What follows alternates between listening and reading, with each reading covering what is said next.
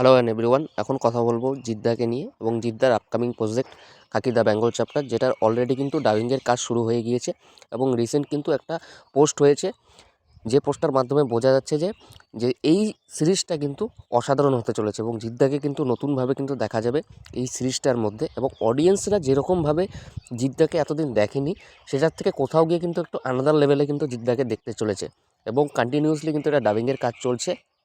মাসের শেষের দিকে কিন্তু এই সিরিজটা যথাসম্ভব আসতে পারে এবং আমি খুব এক্সাইটেড রয়েছি এই কাজটা নিয়ে। এবং জিদ্দা যদি এই রকমভাবে আবার নতুন রূপে ধরা দেয়, তাহলে কিন্তু তার কিন্তু একটা হিউজ অডিয়েন্স বেস কিন্তু তৈরি হয়ে যাবে এবং তার স্টারডাম, তার যে ডাউনফলটা, সেই ডাউনফলটা কিন্তু কোথাও গিয়ে কিন্তু আবার একটু বেটার হবে। এবং নীরাজ পান্ডের উপরে কিন্তু সেই বিশ্বাস বা সেই ভরসাটা রয়েছে।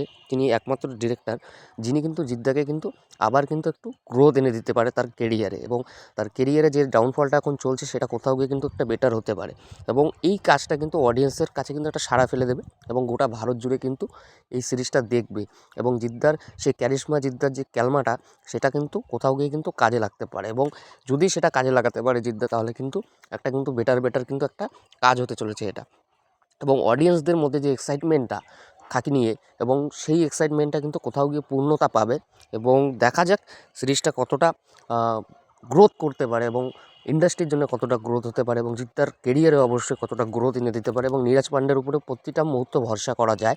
তিনি এমনই একজন ডিরেক্টর, এবং জিদ্দার সাথে নীরাজ পান্ডে এর আগে 2-3টে কাজ করে ফেলেছে এবং সে কাজগুলো কিন্তু আলাদা লেভেলে রয়েছে। আমরা চেঙ্গিজ দেখেছি, আমরা রয়্যাল বেঙ্গল টাইগার দেখেছি, এবং খাকি এটার উপরে কিন্তু পুরো রকম বিশ্বস্ত রয়েছে এবং জিদ্দা কিন্তু সেটা কিন্তু করে দেখাবে।